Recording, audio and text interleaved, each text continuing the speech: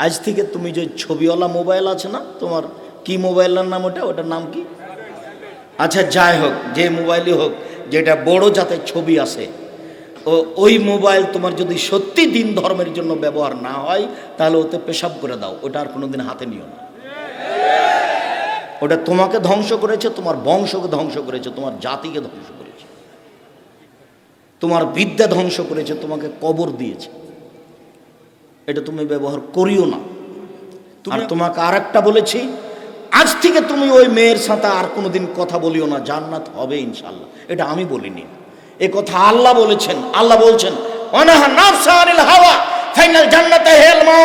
পৃথিবীর কোন মানুষ যদি তার প্রবৃত্তিকে ঠেকাতে পারে, আজ থেকে যদি আরো অন্যায় না করে, আমি আল্লাহ তাকে জান্নাতুল মাওয়া দিয়ে দিলাম। এটা তার ওয়াদা, এটা তার ওয়াদা, তিনি ওয়াদা পূরণ করবেন। তুমি এই নাম্বার আর কোনোদিন ব্যবহার করিও না। যেখানে যা কিছু করেছেন সব কথা এবং ছবি ধরে রেখেছে মাটি। মাটি হচ্ছে অত্যাধুনিক যন্ত্র। আল্লাহর নবী বলছেন ফাত্তাকুদ দুনিয়া ওয়াত্তাকুন নিসা। পৃথিবীর মানুষ, দুনিয়া থেকে বেঁচে থাকো, মহিলা থেকে বেঁচে থাকো। মহিলা না হয় বিপজ্জনক বস্তু, বাঁচতে হবে, বাঁচার চেষ্টা করতে হবে, কিন্তু পৃথিবী তো জড় বস্তু, পৃথিবী থেকে বাঁচতে হবে কেন? পৃথিবী সবচেয়ে ভয়াবহ অত্যাধুনিক যন্ত্র। সিসি ক্যামেরা লাগা আছে, তাই আপনি ভয় পাচ্ছেন যে কথা ধরে নেবে ছবি সহ। ও তো নষ্ট হয়ে যেতে পারে। পৃথিবী, এই মাটি কত ভিন্ন ধরনের অত্যাধুনিক যন্ত্র, তা আপনাকে আমি বুঝাতে অক্ষম। আপনার ছবি সহ কর্ম ধরে রেখেছে। বিচারের মাঠে top top top top top top করে কথা বলবে, সব কর্ম বলে দিবে। আবার এগুলো ছবিতে আসবে, মিসকালা জারাতিন খাইরা ইয়ারা মিসকালা জারাতিন শাররা ইয়ারা। যা কিছু করেছেন বিন্দু মাত্র সব চোখের সামনে চলে আসবে, দেখতে পাবেন পুরো কর্ম। শুধু এই পর্যন্ত নয়, বিচারের মাঠে আপনার একটা হাতে খাতা দেওয়া হবে। খাতা আপনি পাতা উল্টাবেন আর পড়বেন আর বলবেন মালে হাজাল কিতাব লা ইগাদিরু সাগীরাতান ওয়ালা কাবীরা। কি আশ্চর্য ধরনের বই, জীবনে ছোট বড় যা করেছি সব লেখা আছে। এটা হলো বিচারের অবস্থা। কাজেই বয়স আজকে তোমার 20, তার জন্য মনে করিও না যে কালকে 20 থাকবে। ঘুম থেকে উঠে দেখবা তোমার বয়স 40 হয়ে গেছে। বুঝতেই পারবে না কখন দেখবে 60 হয়ে গেছে, কখন দেখবে চলে যেতে হবে। সব কিছু বুঝিয়ে দিতে হবে। অতএব সম্মানিত দিনী ভাই বোন, ভদ্রতা বজায় রেখে চুপচাপ পরকালের আশায় শুনে আমল করবে এই লক্ষ্যে, আল্লাহকে সন্তুষ্ট করার আশায় বসে থাকুন। আপনার কিছু না কিছু উপকার করবই করব ইনশাআল্লাহ। দ্বিতীয় জরুরি কথা, ধর্মের নামে মিথ্যা ধর্ম আছে, এ কথাই ঠিক। যার একটা ঘটনা আপনার সামনে নকল করেছি মকসুদুল মুমিনিন বই থেকে। ধর্মের নামে মিথ্যা কথা আছে, এ কথাই ঠিক। আমার আঙ্গুলের দিকে দেখুন, আল্লাহ নবী বলছেন মুহাম্মদ সাল্লাল্লাহু আলাইহি সাল্লাম, বাল্লিগু আন্নি ওয়ালা আয়া। পৃথিবীর মানুষ, আমার একটা কথা জানা থাকলে অন্যকে বলো। কি জানা আছে? ডান হাতে পানি পান করতে হবে। তেল একটু বাম হাতে খাচ্ছে। বাম হাতে কে খায় বলেন তো? শয়তান। তো আপনি দেখার সাথে সাথে বলুন, ভাই ভাই কিছু মনে নিয়েন না, ডান হাতে খান ভাই, ডান হাতে খান। ও মন খারাপ করতে পারে, কিন্তু আপনার সুলিও হবে না, আপনার ফাঁসিও হবে না। যদি আপনি তাকে ডান হাতে খেতে বলেন, তাহলে কি ও মামলা করে সুলি দিতে পারবে? ফাঁসি দিতে পারবে? মন খারাপ করতে পারে। এতটুকু বলতে পারে, যাও তোমার ধর্ম তুমি মানো, এখানে এসে ঢং দেখো কেন, এটা বলতে পারে।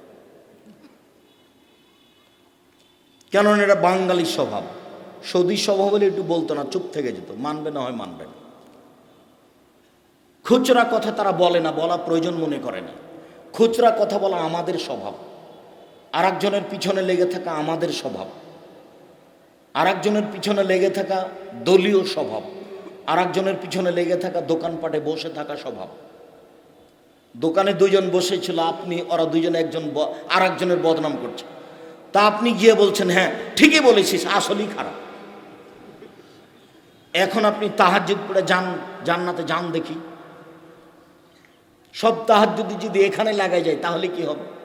সব তাহাজ্জুদ যদি এখানেই লেগে যায় তাহলে কি হবে? ওটা তো সামাজিক ব্যাপার। আপনি তো ওখানে বলতে পাবেন না এই কথা। আপনার যাওয়াই অপরাধ, আপনি গেলেন কেন? আপনাকে তো আমি 30 বছর থেকে বলছি যায়েন না। লবণ কিনতে গেছেন, মরিচ কিনতে গেছেন, দাঁড়িয়ে থাকবেন। লবণ আর মরিচ নিয়েছেন, টাকা দেওয়া হয়ে গেছে, চলে আসবেন।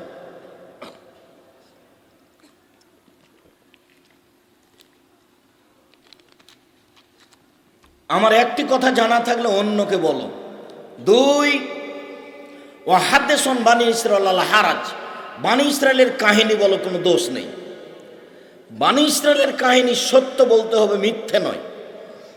বানি ইসরায়েলের কাহিনী যেমন আপনাকে একটা বাক্য দেখাই। ইস্তারা রাজুলুন মিন রাজুলুন আকারান, একটা লোকের কাছে জমি কিনে নিয়েছিল।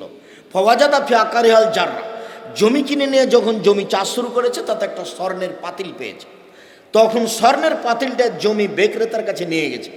জমি বিক্রেতার কাছে নিয়ে গিয়ে বলছে, খুদ যাহাবা কামিন ইন্নামা ইশতারাতুল আরদ মিনকা ওয়ালামাবতা মিনকা যাহাব, আপনি স্বর্ণের পাতিল নেন, আপনার কাছে আমি জমি কিনেছি, পাতিল কিনিনি। তখন জমি বিক্রেতা বলছে, বেতলার জন্য ফিয়া, জমি বিক্রি করেছি, জমিতে যা কিছু ছিল সব বিক্রি করেছি, আমি স্বর্ণের পাতিল নেব না। এটা ঈমান। এখনই আপনি দোকানদার, আপনাকে একটা লোক 500 টাকা নোট দিয়েছে, তো বুঝতে পারেনি এটা 200 টাকা মনে করে দিয়েছে। তা আপনি এখন ফেরত দেওয়ার সময় কি যে করলেন বুঝতে পারলেন, ওই আর কিছু বুঝতে পারলেন না, আপনি চুপ থেকে গেলেন, অল্প কয়েকটা টাকা। আর আপনাকে তো খুব ভালো করে চিনে মানুষ, আপনি মসজিদের বাজার করতে গিয়েছিলেন, তাই আপনি 30 টাকার নাস্তা করেছিলেন, মনে নেই আপনার? মসজিদের বাজার করতে গিয়েছিলেন, 30 টাকার নাস্তা। জীবনে আপনার নাস্তা জুটে না, ভিক্ষা জুটে না, মসজিদের টাকা দিয়ে আপনাকে নাস্তা করা লাগে কেন? যে কয়েকজন মসজিদের বাজার করতে গেছেন সব কয়েকজনকে নিজের টাকা দিয়ে নাস্তা করাবেন, তখন আপনার কাজে বরকত হবে। তখন আর ভিক্ষা চেয়ে মসজিদ করা লাগবে না, তখন আপনারা কয়েকজন করতে পারবেন। আপনাদের জামিয়া সালাফের আমি কোনোদিন এক সন্ধ্যায় খাইনি, যদি খেয়েছি টাকা দিয়ে দিয়েছি। যান আপনাদের জামিয়া সালাফিয়াই, রূপগঞ্জ নারায়ণগঞ্জে যান, না রাজশাহীতে যান, আমার ফাইল আছে। আমি আপনাদের জামিয়া সালাফের এক সন্ধ্যা খাবো না, ইনশাল্লাহ খাবো না। আমার মনে বড় স্বাদ, এদেশের মাটিতে আমি উন্নত মানের প্রতিষ্ঠান গড়বই ইনশাল্লাহ। সেটাই জামিয়া সালাফিয়া, যেখানে ছেলে মেয়ে বাংলা, ইংরেজি, আরবি উন্নত মানের শিক্ষা অর্জন করে জাতির অন্যায়ের বিরুদ্ধে লড়বে, মুখে কলমে মিডিয়ে। মুখে বলে যাচ্ছি, কলমে মাসিকা লিতে সম্পত্রিকা দিচ্ছি। জাতির জামিয়া সালাফের মুখপাত্র পত্রিকা মাসিকা লিতে সম্পত্রিকা, আপনি নেন কি না আমি জানি না, ক্ষতিগ্রস্ত হয়েন না। আমি এর জন্য কষ্ট কম করিনি, এর জন্য আমি মাসে 2-1 পয়সা ব্যয় করি না, লক্ষ লক্ষ টাকা ব্যয় করি।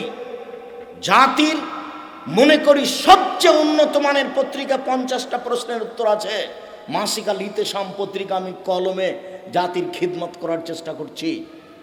যদি আমার ব্যক্তিগত বইটা কিনেন তাহলে আমার উপকার হবে, আর যদি মাসিকা লিতে সম্পত্রিকা কিনেন তাহলে আপনার জাতির উপকার হবে। মাসিকা লিতে সম্পত্রিকায় 50টা প্রশ্নের উত্তর আছে, এটা আমার কলম। মিডিয়া অনলাইন লিতে সাম টিভি, আপনারা সেখান থেকে প্রশ্নের উত্তর, বক্তব্য, আরও যত মিডিয়া আছে সেগুলোতে দিনের খিদমত চেষ্টা করছি।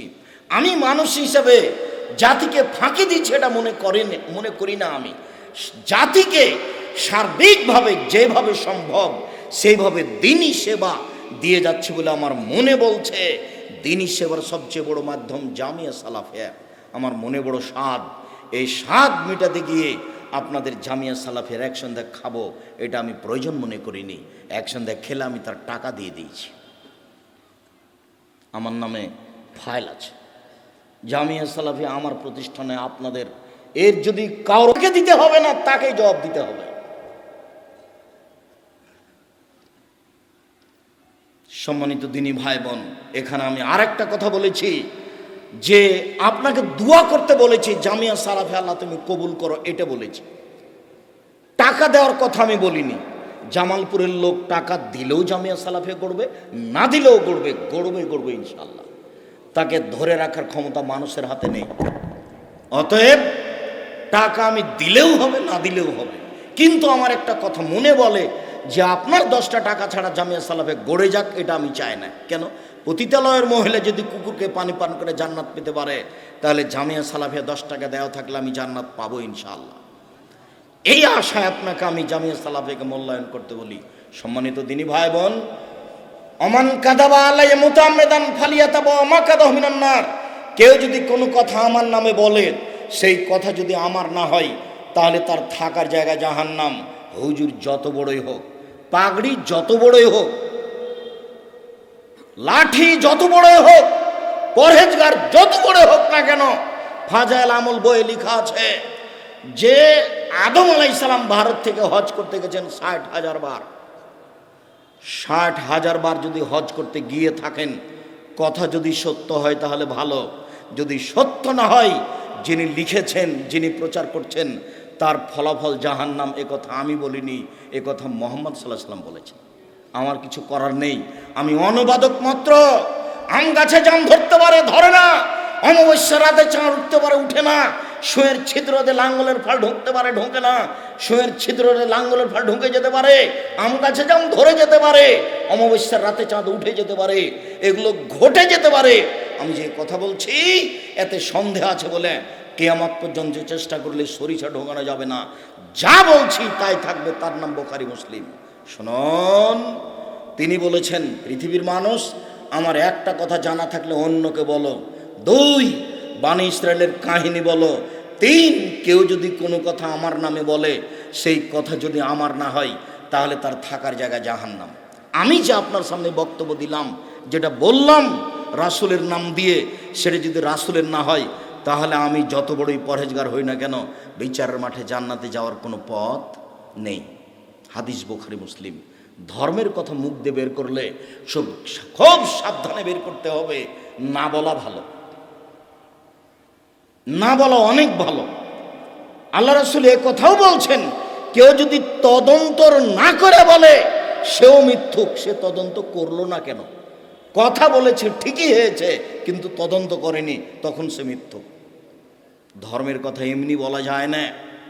আপনি পুরাতন কোরআন মাজিদ উল্টে দেখুন, শেষের দিকে 1 পৃষ্ঠা একটা দোয়া দেওয়া আছে।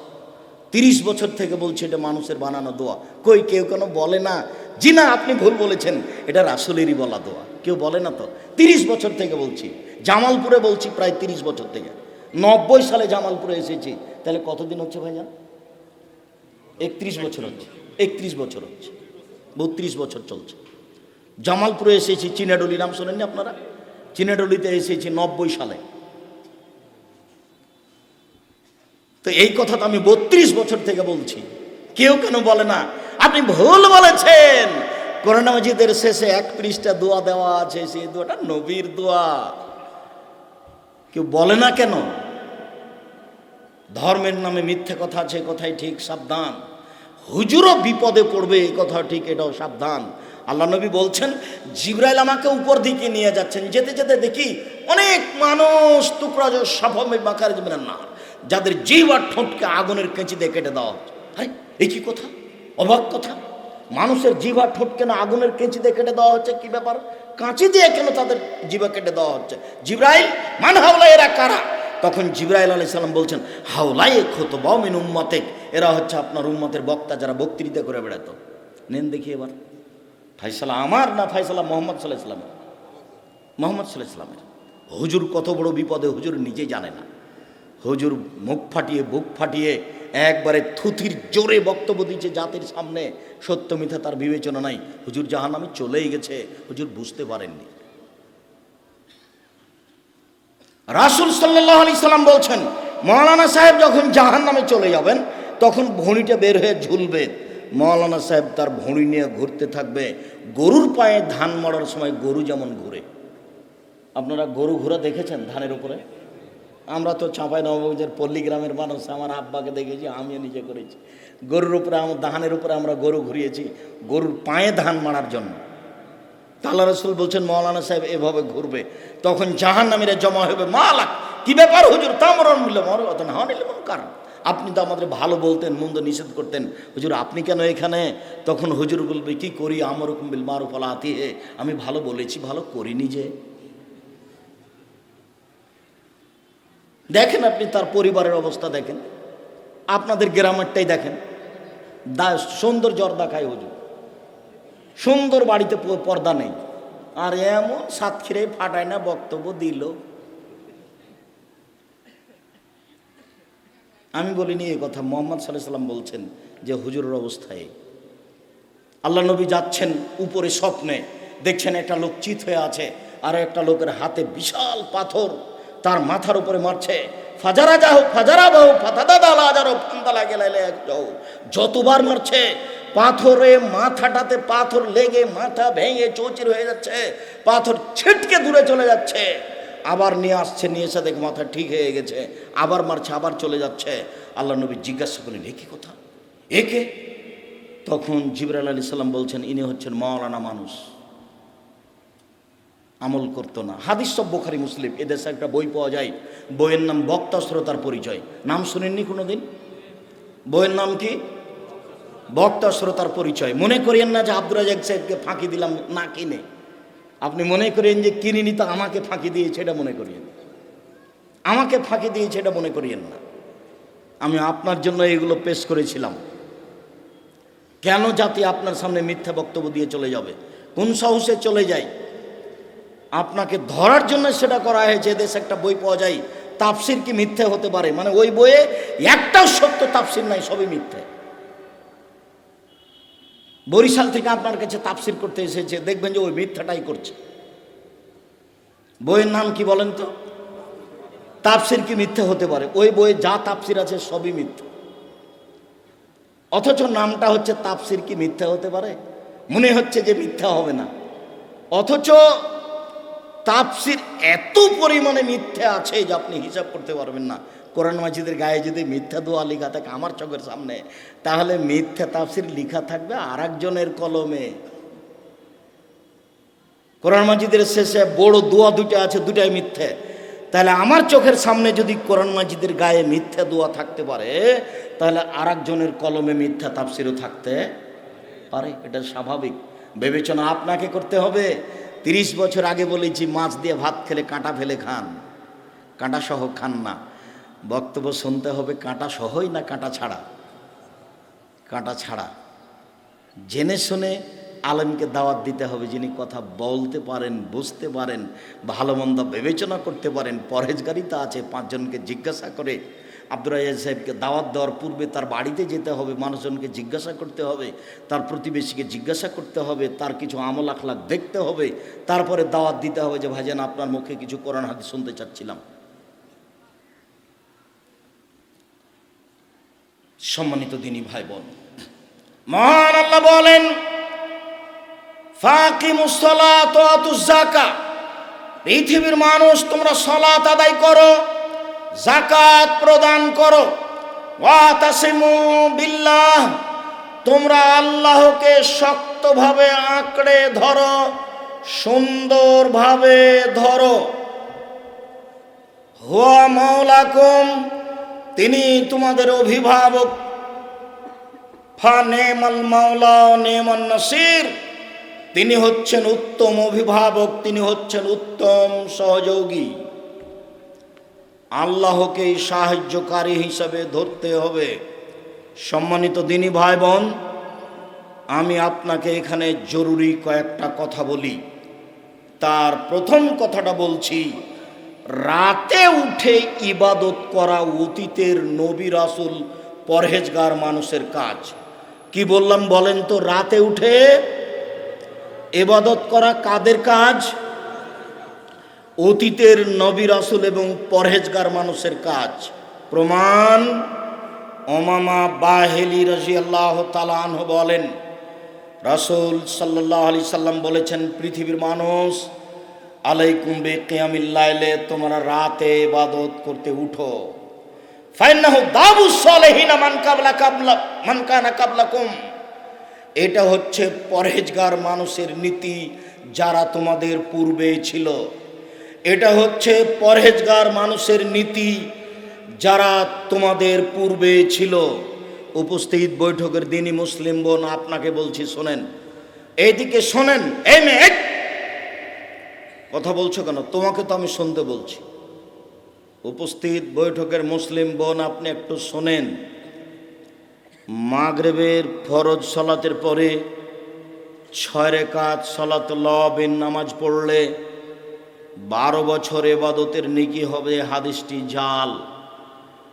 আপনি মাগরিবের পরে 6 রাকাত পড়িয়েন না, 2 রাকাত পড়েন। বিনিময় প্রতি 12 রাকাত সমান একটা জান্নাত, প্রতি 12 রাকাত সমান জান্নাতে একটা ঘর। এক, জোহরের আগে 4, জোহরের পরে 2, এ হলো 6। 2, মাগরিবের পরে 2, এশার পরে 2, ফজরের আগে 2, এ হলো 12। প্রত্যেক 12 সমান জান্নাতে একটা ঘর। ওখানে 6 পড়ে হুজুরের কথা শুনে পরকাল হারায়েন না। আমি আপনাকে একটা কথা বলতে যাচ্ছি, সেটা আপনি মনোযোগ সহকারে শুনেন। বেশি যদি ইবাদত করতে চান যে আরো দামি ঘর নিব, আরো ভালো জান্নাত নিব, তো মাগরিবের সালাতে থাকিয়েন না, ওখানে 2 রাকাতে থাকেন। মাগরিবের পরে 2, এশার পরে 2, ফজরের আগে 2, জোহরের আগে 4, জোহরের পরে 2, 12 সমান জান্নাতে কি? জান্নাতে একটা ঘর। এ দিয়ে আমার হচ্ছে না, আমি আরো দামি জান্নাত নিব। দামি জান্নাতের স্বাদ হওয়া দরকার। দেখেন দেখেন, একজন সাহাবী সফরে আল্লাহ রাসূলের সাথে ছিলেন, তো মেশক আর পানি নিয়ে এসে আল্লাহ রাসূলকে বলছেন, আল্লাহ রাসূল এই দেখেন মেশক আর পানি থাকলো আপনার পাশে। তখন আল্লাহ রাসূল খুশি হয়ে গেছেন, খুশি হয়ে বলছেন, আচ্ছা আচ্ছা, খুব ভালো ব্যাপার, সালমা শেতা, তোমার যা ইচ্ছা তাই চাও। মানে আমি খুশি হয়ে গেছি, তোমার যা ইচ্ছা তাই চাও, আমি তোমার কাজে খুশি হয়ে গেছি। তখন লোকটা বলছে, আসআলুকা মুরাফাকাতাকা ফিল জান্নাতে, আপনার সাথে আমি জান্নাতে থাকতে চাই। আমাদের নবী গায়েবের খবর জানতেন না, কেননা এই লোকটা কি বলবে তার জানা ছিল না। দেখুন এবার দেখেন, আবার গায়রা জালেক, না না না না না, এটা নয়, এটা নয়, এটা ছাড়া অন্য চাও, এটা ছাড়া অন্য চাও, এটা নয়। কেন? উনি তো একটু আগে বললেন যে সালমা শেতা, তোমার মন যা চাই তাই চাও। তো ঠিকই চেয়েছে। আমাদের জামালপুরে বাড়ি না হলে আমরা বলতাম যে 20 বিঘা জমি দেন, আর ঢাকা শহর একটা বাড়ি দেন, নাকি এরকম একটা মনের স্বাদ থাকতো। তো উনি বলছেন যে আপনার সাথে জান্নাতে থাকতে চাই। তখন আল্লাহ রাসূল বলছেন, না না না না, এটা নয়, এটা নয়, অন্যটা অন্যটা অন্যটা। তাহলে আল্লাহ রাসূলের জানা ছিল না যে ও কি বলবে, বুঝাতে পারি না কথা। তখন আল্লাহ রাসূল যখন বললেন যে অন্যটা চাও, অন্যটা চাও, তখন লোকটা বলছে, হোয়া যাকা, ওটাই চাই, অন্য চাই না, ওটাই চাই। এবার দেখেন আল্লাহ রাসূল বলছেন, আইন্নি বেকাসরাতিস সুজুদ, তাহলে রাতে বেশি বেশি সালাত আদায় করে আমাকে সাহায্য করো, আমি তোমাকে এমনি এমনি পাশে রাখতে পারবো না, এইটা আমার পক্ষে সম্ভব নয়। পৃথিবীর সবচেয়ে বড় দামি মানুষ, এত বড় পাওয়ারফুল মানুষ আল্লাহ সৃষ্টি করেননি। জান্নাতের গেটে লেখা আছে সর্বপ্রথমে যিনি জান্নাতে ঢুকবেন তিনি হলেন মুহাম্মদ সাল্লাল্লাহু আলাইহি সাল্লাম। যেদিন বিচারের মাঠে কেউ কথা বলতে পারবে না, এমনকি ইব্রাহিম আলাইহিস সালাম এত দামি মানুষ, ইব্রাহিম আলাইহিস সালাম এত দামি মানুষ, জিবরাইল আলাইহিস সালাম বলছেন আমাদের নবীকে, মুহাম্মদ হুয়া ইব্রাহিম হুয়া আবুকা ফাসালাম আলাইহি, মুহাম্মদ এই যে সপ্তম আকাশে ইনি আপনার বাপ, ইনি ইব্রাহিম, আপনি তাকে সালাম দেন। তখন আমাদের নবী একটু আগে গিয়ে বলছেন, আসসালামু আলাইকুম আবি, আব্বা আপনাকে সালাম। তখন ইব্রাহিম আলাইহিস সালাম বলছেন, ওয়া আলাইকাস সালাম ইবনি সালেহ নবী সালেহ, ও আমার সৎ ছেলে, তোমাকেও সালাম।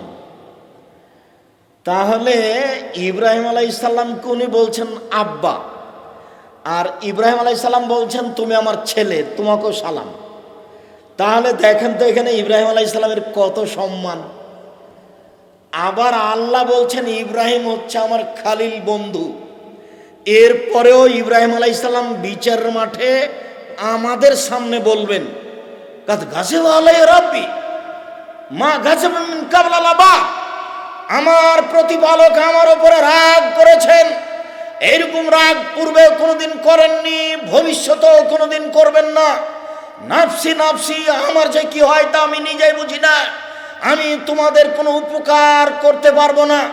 নাফসি নাফসি, আমার যে কি হয় তা আমি নিজেই বুঝি না, আমি তোমাদের কোনো উপকার করতে পারবো না। প্রতিপালক আমার উপরে আজকে এমন রাগ করেছেন, পূর্বে কোনোদিন এত রাগ করেননি, ভবিষ্যতেও কোনোদিন এরকম রাগ করবেন না।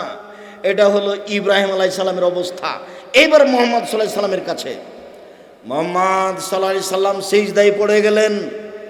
কিছু কথা বলতে হবে, এই জন্য আমরা উপস্থিত হয়েছি, সারা পৃথিবীর মানুষ সেখানে উপস্থিত হব, আমাদের ব্যাপারে কিছু বলবেন, তাই তিনি সিজদায় পড়ে গেলেন। তখন আল্লাহ বলছেন এই ফরাসা সাল মা শেতা ওসফে তুসাফা তুতা সালমা শেতা, মাথা উঠান, যা চাইবেন তাই দিয়ে দিব, সুপারিশ করেন মেনে নিব, মাথা উঠান, যা চাইবেন তাই দিয়ে দিব। সালমা শেতা, যা চাইবেন তাই দিয়ে দিব, মাথা উঠান, যা চাইবেন তাই দিয়ে দেব, যা সুপারিশ করবেন সেটাই মেনে নেব। বিচারের মাঠে ইনি মুহাম্মদ সাল্লাল্লাহু আলাইহি সাল্লাম।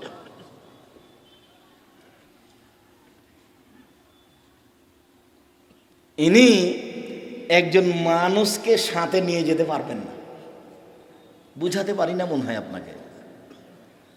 উনি বলছেন যে আমার সাথে থাকতে হলে কি করতে হবে, রাতে একটু তাহাজ্জুদ পড়তে হবে, রাতের সালাত আদায় করতে হবে, তাছাড়া আমার সাথে থাকা যাবে না।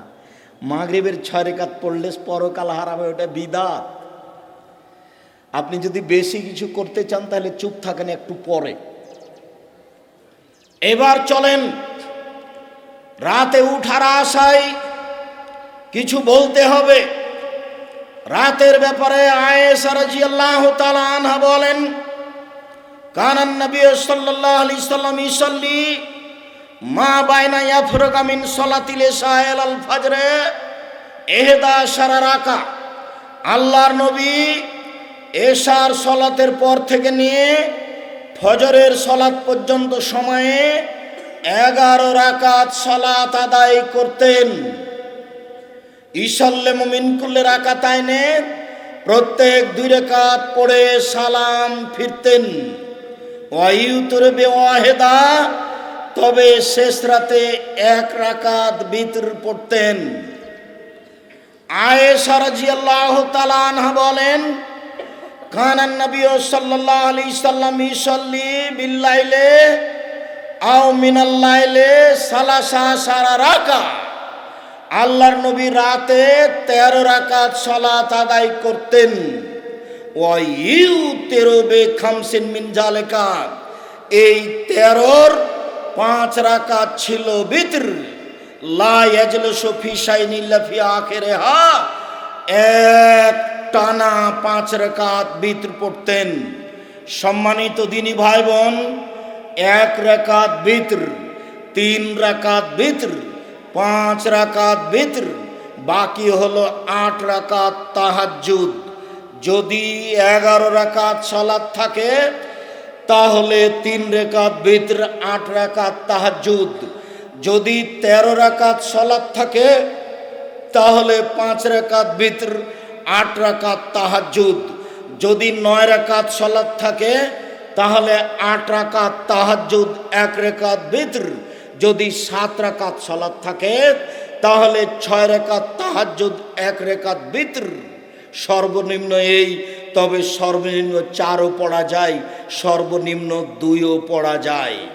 রাসূল সাল্লাল্লাহু আলাইহি সাল্লাম বলেন কেউ যদি রাতে উঠে, নিজে উঠে স্ত্রীকে জাগায়, 2 জন মিলে 2 রাকাত রাতে সালাত আদায় করে, তাহলে কুতিবা মিনাজ যাকিরিনা ওয়া যাকিরাত, তাদের তালিকা চলে আসবে ওদের মাঝে, যারা রাতে তাহাজ্জুদ পড়ে, যারা রাতে আল্লাহকে ডাকে। কেউ যদি রাতে 2 রাকাত সালাত আদায় করে তাহলে ওদের নাম চলে আসবে ওই তালিকাতে, যারা রাতে তাহাজ্জুদ পড়ে, যারা রাতে সলাত আদায় করে, যারা রাতে জিকির আজকার করে। বুঝাতে পারিনি মনে হয়? এই ছেলে বলো তো তুমি কি বললাম এখন, যেটা আল্লাহর নবী বললেন?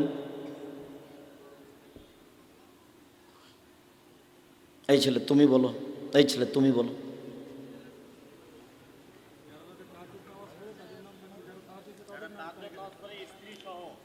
দুই রাকাত, অন্তত 2 রাকাত, তাদের সাথে নাম চলে যাবে। ঠিক আছে, জাযাকুমুল্লাহ। কত মানুষ, আল্লাহ বলছেন পৃথিবীতে হাজারো মানুষ রাতে কেঁদে লুটিয়ে পড়ে, তাদের কান্নার শব্দ তাদের ভয় ভীতিকে আরো বেশি করে দেয়। হাজারো লাখো কোটি মানুষ রাতে কেঁদে মাটিতে লুটিয়ে পড়ে, কিন্তু আমি তো রাত 2টায় ঘুমিয়েছি। আমার হাতে তো মোবাইল আছে। এই ছেলে শোনো, একদিন চাঁপাইনবাবগঞ্জে বক্তব্য দিচ্ছিলাম, দিতে বলেছিলাম যে ডুলি বিবি শব্দটাতে আজকে পেশাব করে দাও। ডুলি বিবি চাঁপাইনবাবগঞ্জে বলে বরের সাথে অনেকগুলি মেয়ে যায় বিবাহতে, তাকে চাঁপাইনবাবগঞ্জের ভাষাতে ডুলি বিবি বলে। তার মানে অনেকগুলি মহিলা যায় বিবাহতে বরের সাথে, পুরুষরাও যায় মহিলারাও যায়, আর বড় মেয়েগুলি তাও ওই গীতে অংশগ্রহণ করে। চাঁপাইনবাবগঞ্জ জেলাতে বিবাহের শুরু থেকে শেষ পর্যন্ত একটা কাজও জায়েজ নয়, সবই হারাম। জানি না জামালপুরে কোনটা হালাল আর কোনটা হারাম, জামালপুরের ঘটনা আমার জানা নাই। তবে গাইবান্ধার একটা ঘটনা নকল করি। গাইবান্ধা, রংপুর, লালমনিরহাট, নীলফামারী, কুড়িগ্রাম, পঞ্চগড়, ঠাকুরগাঁ, দিনাজপুর, জয়পুরহাট, বগুড়া, এসব ডিস্ট্রিক্টের একটা কথা নকল করি। যেখানে মেয়ে মানুষটা আছে, মহিলাটা কনেটা, সেখানেও বিবাহ পড়াতে যায়। তো হুজুর আরও কে যায়, গিয়ে বলে অমুক নেবাসী অমুক এত টাকা নগদ, এত টাকা বাকি দে, তোমাকে বিবাহ করতে এসেছে, তুমি তাকে স্বামী সত্ত্বে কবুল করো। তখনও বলে কবুল করলাম, আবার বলে 3 বার। তারপরে লোকগুলি আসে, বর যেখানে বসে আছে আর লোক যেখানে বসে আছে ওখানে এসে দাঁড়ায়। তখন বসে থাকা লোকগুলি বলে আপনারা কে? তখন ওরা বলে আমরা এই বিবাহের উকিল। বসে থাকা লোকগুলি বলে মেয়ে কি কবুল করেছে? তখন দাঁড়িয়ে থাকা লোকগুলি বলে হ্যাঁ করেছে। তখন বসে থাকা লোকগুলি বলে আপনারা কি শুনেছেন? তখন বলে হ্যাঁ শুনেছি। তখন বলে আপনারা বসেন। মনে হচ্ছে পাগলামি কারবার, হিন্দুদের বিবাহ লেগেছে, কলার গাছের চতুর্দিকে ঘুরে ধর্ম পাগল হয়ে গেছে। গাইবান্ধা জেলাতে ধর্ম পাগল হয়ে গেছে, জামালপুরে কি হয়েছে তা আমার জানি না। চট্টগ্রামের নীতি হলো বিবাহতে উকিল বাপ লাগে। তো সেই উকিল বাপ না, এখানে ওরকম নেই। যদি উকিল বাপ থাকে তাহলে শুধু বিবাহ বৈঠকে শেষ। চট্টগ্রামে উকিল বাপই সেদিন থেকে বাপ হয়ে গেছে। উকিল বাপই এখন মেয়ের বাড়িতে যাবে, ওই মেয়ের বাড়িতে যাবে, ওই মেয়ে এখন উকিল বাপের বাড়িতে আসবে। সেদিন থেকে ও বাপ। অবাক, উকিল বাপই হারাম,